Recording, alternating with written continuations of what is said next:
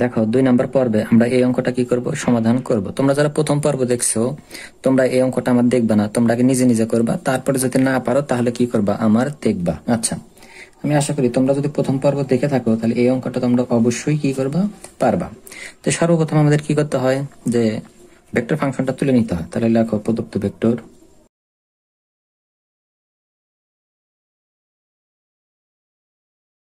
কে cap. আচ্ছা, আমরা কি করলাম, প্রদত্ত ফাংশনটা কি করলাম, তুলে নিলাম। আমাদের যে ফাংশনটা দেওয়া ছিল এই ফাংশনটা আমরা কি করলাম, তুলে নিলাম।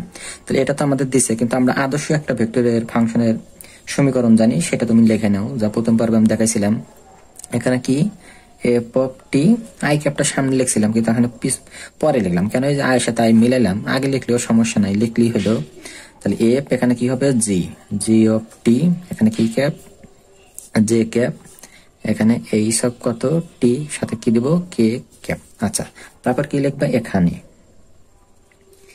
এখানে লেখার পর কি কাজ, আই আর আই বাদ, তাহলে কি থাকলো, এফ অফ টি সমান কত থাকলো, 1 মাইনাস টি। তাহলে আমি লিখি এফ অফ টি সমান 1 মাইনাস কত দিলাম, টি দিলাম, আই আই আমরা কি দিলাম, বাদ দিলাম। তাহলে এই ফাংশনে আমরা কি নির্ণয় করব, ডোমেন নির্ণয় করব। তোমাদের শিখাইছিলাম ডোমেন হলো এই পৃথিবীর সকল ধরনের বাস্তব সংখ্যার মধ্যে হয়। বাস্তব সংখ্যা তোমরা জানো -3 থেকে মাইনাস মান থেকে শুরু করে প্লাস 1 2 3 এইভাবে যত প্লাস মান আছে সব কিন্তু আমাদের কি বাস্তব সংখ্যা। তার মধ্যে কিন্তু আমাদের এই ডোমেন এবং রেঞ্জের মানটা হয়ে থাকে। শুধুমাত্র আমাদের একটা জিনিস হয় না, -ইনফিনিটি থেকে কি হয় না, +ইনফিনিটি কি হয় না, ডোমেন এর মধ্যে, ডোমেন অথবা রেঞ্জের মধ্যে কি আমাদের পড়ে না। তাহলে দেখো তুমি একটা জিনিস চিন্তা করো, এখানে টির মানে পৃথিবীতে আমরা যাই বসাই না কেন এখান থেকে কিন্তু আমাদের একটা বাস্তব মানই পাবো, এর মধ্যেই কিন্তু আমরা মান পাবো। আমরা কি ইনফিনিটি পাবো না। তুমি যদি এখানে 0 বসাও, 1 এর থেকে 0 বাদ দিলে তাও 1 থাকে, 1 কিন্তু আমাদের বাস্তব সংখ্যার মধ্যে পড়ে। আবার যদি আমরা 1 ও বসাই, 1 এর থেকে 1 বাদ দিলে কত হয়, 0, 0 কি বাস্তব সংখ্যার মধ্যে পড়ে না, পড়ে। তার মানে এই ফাংশনটা সকল বাস্তব সংখ্যার জন্য কি হইতেছে, আমাদের সংজ্ঞায়িত হইতেছে। তাহলে এই কথাটা এখানে লিখে নাও, অতএব টি এর সকল বাস্তব মানের জন্য ফাংশনটা কি ছিল, এফ অফ টি এর দেখা যাচ্ছে মান বাস্তব হয়। আচ্ছা, তাহলে আমরা ডোমেন বের করি, ডোমেন টি আর ফাংশনের নাম এফ, এই যে আমরা এফ দিলাম। তাহলে সকল ধরনের বাস্তব সংখ্যা হচ্ছে, তার মানে এটা কি আমাদের রিয়েল নাম্বার, এই যে আমরা রিয়েল নাম্বার দিলাম। আর রিয়েল নাম্বার সমান এই জিনিসটা মনে রাখো যে আমাদের রিয়েল নাম্বার সমান লেখা যায় -ইনফিনিটি থেকে কি লেখা যায়, প্লাস কত লেখা যায়, ইনফিনিটি। এটা আমাদের সংখ্যা রেখা থেকে সাধারণত পেয়ে থাকি। তাহলে আমি এটা সমান লিখলাম -ইনফিনিটি থেকে কত আমাদের +ইনফিনিটি পর্যন্ত লিখলাম। আর ইনফিনিটি সবসময় কি হয়, ফার্স্ট ব্র্যাকেট হয়। তাহলে আমাদের একটা কিন্তু চলে গেল। এখন আর একটা দেখো, জির সাথে আমরা এই ফাংশনটা মানে জে ক্যাপ এটার সাথে এটা সম্পর্ক করব। তাহলে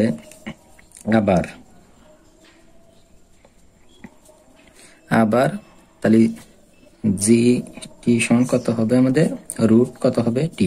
তোমাদের আমি শিখেছিলাম যে রুটের মধ্যে কোনো সময় মাইনাস মান আনা যাবে না। কেন, যদি আমরা মাইনাস মান আনি এই জিনিসটা কাল্পনিক হয়ে যায়, কাল্পনিক, যা আমাদের হবে না। রুটের মধ্যে আমাদের কি হয়ে যাবে না, মাইনাস মান হয়ে যাবে না। তাহলে এই জিনিসটা আমি কিভাবে শিখাইছিলাম, যে রুটের মধ্যে যা থাকবে ওইটা সব সময় গ্রেটার দেন ইকুয়াল কত লিখবা, 0 লিখবা, কারণ 0 হওয়া যাবে। রুটের মধ্যে 0 মানে 0, যা একটা বাস্তব মানের মধ্যে পড়ে। তাহলে রুট 0 হওয়া যাবে, যার কারণে এখানে ইকুয়াল চিহ্ন দেওয়া লাগে, মানে 0 থেকেই শুরু হতে হবে এবং 0 থেকে আর কি হতে হবে, বড় হতে হবে। তুমি যদি 0 থেকে ছোট নাও, তাহলে 0 থেকে ছোট -1, তাহলে রুট -1 হচ্ছে, তাহলে -1 এটা কাল্পনিক অংশ, মাইনাস মানে কাল্পনিক অংশ, তাহলে কাল্পনিক অংশ ডোমেন আর রেঞ্জের মধ্যে পড়ে না। যার কারণে আমাদের কি নেওয়া লাগবে, 0 থেকে নেওয়া লাগবে এবং 0 থেকে কি নেওয়া লাগবে, বড় মান নেওয়া লাগবে। কারণ 0 থেকে বড় মান নিলে কি হয় না, আমাদের কাল্পনিক অংশ আসে না। তাহলে এই কথাটা এখানে লিখে নাও, অতএব টি গ্রেটার দেন ইকুয়াল 0 এর জন্য জি অফ টি এর মান বাস্তব হয়, লিখলাম। লেখার পরে ডোমেন বের করো, ডোমেন এখানে কি ফাংশন, জি দিলাম।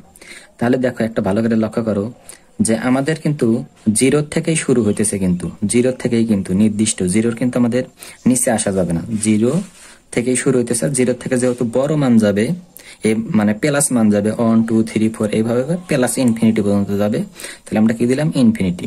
এই যে আমাদের 0 থেকে শুরু হইতেছে বা 0 সাথে যদি এরকম ইকুয়াল থাকে এটাকে আমাদের থার্ড ব্র্যাকেট দিতে হয়, আর ইনফিনিটি সবসময় কি দিতে হয়, ফার্স্ট ব্র্যাকেট দিতে হয়।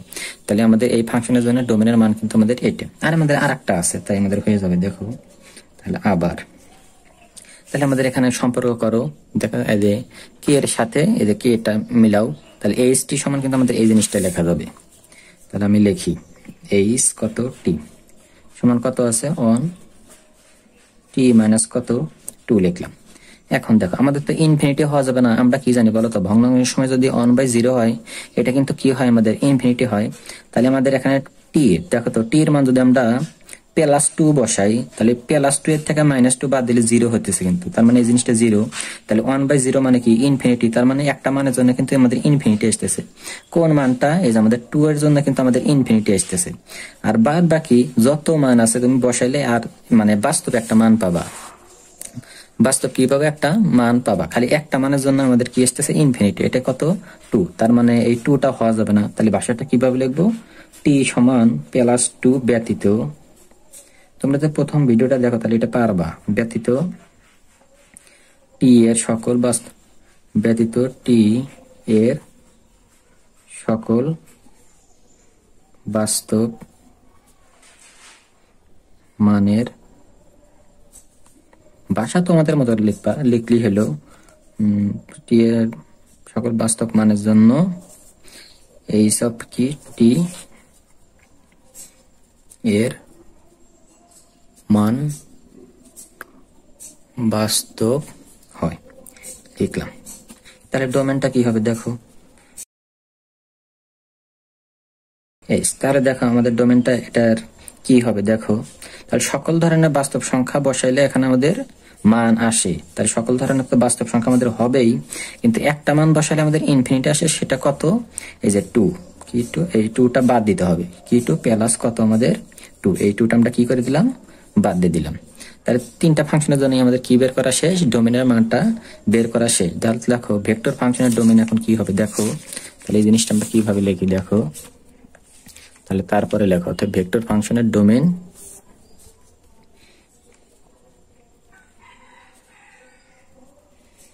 ভেক্টর ফাংশনের ডোমেন, তাহলে কিভাবে লিখবা, এই যে আমরা যে এতক্ষণ বের করলাম না মানগুলা, এই যে দেখো এফ বলে ডি, প্রথমে কি বের করছি আমরা এফ, তারপর মাঝখানে ইন্টারসেকশন দিবা, তারপর কত বের করছে এই যে ডি জি, আবার ইন্টারসেকশন, শেষে কত ছিল ডি এইচ, তারপর মানগুলা বসাও ডি এফ। এফ এর জন্য আমরা কি বের করেছিলাম -ইনফিনিটি থেকে +ইনফিনিটি পর্যন্ত, তাহলে আমাদের -ইনফিনিটি থেকে +ইনফিনিটি পর্যন্ত, মাঝখানে এন আছে, আমরাও কি দিলাম এন দিলাম। আচ্ছা তারপরে দেখো ডি জির কাছে যাও, এই যে থার্ড ব্র্যাকেট দিয়ে 0 আর কত আমাদের প্লাস কত ইনফিনিটি, ইন্টারসেকশন চিহ্ন আছে, আমরা চিহ্ন দিলাম। তারপরে এইচ এর কাছে যাও, এইচ, তাহলে এইচ এর মান হচ্ছে, এই জিনিসটা কিন্তু আর একটু ভাঙান যায়, সরি আমি কিন্তু ভাঙাই নাই। রিয়েল নাম্বার মানে কি তোমাদের শিখাইলাম, রিয়েল নাম্বার আছে -ইনফিনিটি থেকে কি আমাদের প্লাস কত ইনফিনিটি, আর -2টা যা আছে আমরা কি লিখে দিলাম তাই লিখে দিলাম। এই জিনিসটা কিন্তু গত পর্বে আমি দেখাইছিলাম, তাহলে কিন্তু এই জিনিসটা এখানে লেখো, আমাদের হলো -ইনফিনিটি থেকে +ইনফিনিটি, তার থেকে -2টা কি যাবে, +2টা বাদ। আচ্ছা তাহলে দেখো এটা আমরা এখন ক্যালকুলেশন করলে আমাদের অ্যান্সারটা কি হয়ে যাবে দেখো। তাহলে আমি কিন্তু শিখেছিলাম এইভাবে যে দেখবা একটা মান কোন জায়গায় বাদ আছে নাকি, হ্যাঁ আমাদের একটা কিন্তু মান বাদ আছে, কত -2, ওটাকে আগেই বাদ দিয়ে দিবা, সরি +2, এটা আগেই আমরা কি করে দিলাম বাদ দিয়ে দিলাম। বাদ দেওয়ার পর আর থাকলি কয়টা, একটা দুইটা আর কয়টা 3টা, এই 3টা অংশের মধ্যে কমন অংশ নিবা, কমন মানে এর মানে কি কমন, দেখো কমন কি আছে, তাহলে -ইনফিনিটি থেকে আমাদের কি প্লাস কত ইনফিনিটি, এটা যদি আমরা সংখ্যা রেখে চিন্তা করি তাহলে কেমন হইতে পারে, তো এখানে -ইনফিনিটি আমরা যদি এই দিক গেলে পারে, ধরো তোমার মাইনাস থেকে শুরু হয়, -3 -2 -1 0, এভাবে 1 2 3 এইভাবে কিন্তু প্লাস মান কিন্তু বাড়তেই থাকে এবং শেষে কি থাকে আমাদের প্লাস কত থাকে আমাদের ইনফিনিটি থাকে। তাহলে এটার জন্য হলো আমাদের এটা। তাহলে এটার জন্য কি হবে বলতো, এটা শুরুই হইতেছে কত থেকে, 0 থেকে। তাহলে এই যে 0 থেকে 0 1 2 3 প্লাস এইভাবে যেতে প্লাস কত যাবে, ইনফিনিটি পর্যন্ত যাবে। আর এটার জন্য দেখো এটার চেহারা আর এটার চেহারা কিন্তু সেম। তাহলে এটার জন্য তো আমাদের এটা হয়েছিল, তাহলে এটার জন্য আমাদের ঠিক এটাই হবে। তাহলে মাইনাস ইনফিনিটির থেকে -3 এইভাবে -2 -1 0 1 2 3 এইভাবে যেতে যেতে কত যাবে, প্লাস কত যাবে, ইনফিনিটি। আর এর মানে কি, কমন অংশ, মানে তিনটার মধ্যে দেখা লাগবে মিল আছে। তাহলে তিনটার মধ্যে মিল পাইতেছি কোন থেকে আমরা, এই এখান থেকে কিন্তু মিল পাইতেছি, এখান থেকে এইটুক পর্যন্ত মিল আছে, এইটুক পর্যন্ত কিন্তু এটার কিন্তু নাই। তাহলে মিল নাই, তিনটার মধ্যে মিল নাই। এর কাম হতেছে আমাদের মিল থাকা লাগবে। তাহলে মিল কত থেকে হইতেছে, 0 থেকে হইতেছে প্লাস ইনফিনিটি পর্যন্ত। তাহলে 0 থেকেই কিন্তু হইতেছে নির্দিষ্ট।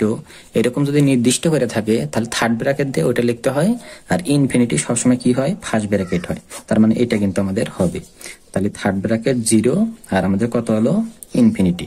ইনফিনিটি আমরা কি ব্র্যাকেট দেবো, ফার্স্ট ব্র্যাকেট দেবো। তাহলে এই অঙ্কের জন্য আমাদের এটাই কিন্তু আমাদের কি অ্যান্সার। আশা করি বুঝছো। আচ্ছা দেখো, আমাদের আর একটা অ্যান্সার বের করতে বলছিল, কই টি সমান -1 বিন্দুতে ফাংশনের মান কি বিদ্যমান। তাহলে এই মানটা আমরা কিভাবে বের করব, আমরা দেখব t-1 এটা কি ডোমেনের মধ্যে আছে কিনা। তাহলে ডোমেনের মধ্যে আমরা দেখলাম ডোমেনটা শুরু হইতেছে আমাদের এখান থেকে শুরু হইতেছে না। হ্যাঁ, আমরা দেখলাম ডোমেন হলো এখান থেকে। তার মধ্যে 2টা হবে না, 2টা আমরা আগেই বাদ দিয়ে দিলাম। কিন্তু আমাদের টি সমান কত দিছে, টি সমান দিছে মাইনাস কত 3, সরি -3 আগের অঙ্কে ছিল। টি সমান কত, -1, মাইনাস কত 1। দেখো তো -1 কি এর মধ্যে পড়ে না, -1 তো পরে এই বাইরে। তাহলে কি হইলো, তাহলে আমরা কি লিখবো, টি সমান -1 ফাংশনের মধ্যে কি নাই, বিদ্যমান নাই। টি সমান -1 যদি এই ডোমেনের এই সাইড আমাদের পড়তো তাহলে আমরা লিখতাম বিদ্যমান আছে। টি সমান -1 যেহেতু আমাদের এর মধ্যে পড়ে না, তার কারণে আমরা কি লিখবো, যে টি সমান -1 ফাংশনের মধ্যে কি নাই, বিদ্যমান নাই। এই কথাটাই আমি লিখবো। দেখো তাহলে এই কথাটা লেখো, যেহেতু টি সমান -1 বিন্দুর ডোমেনের অন্তর্গত নাই, তাহলে কি লিখবা, টি সমান মাইনাস কত দিবা, 1 দিয়ে এখানে একটা বিলংস টু দিবে, এটাকে আবার কেটে দিবা, ডাজ নট কি দিবা, বিলংস টু দিবে। দিয়ে আমাদের যে ডোমেনের মানটা পেয়েছিলাম, এই যে ডোমেনের মানটা, এই মানটা সুন্দর করে খালি এখানে লিখে দিবা, 0 থেকে ইনফিনিটি। তার থেকে আমাদের কত হবে না, মাইনাস কত হবে না, সরি +2, খালি -2 মুখে এসে। আচ্ছা অতএব লিখে দাও, সুতরাং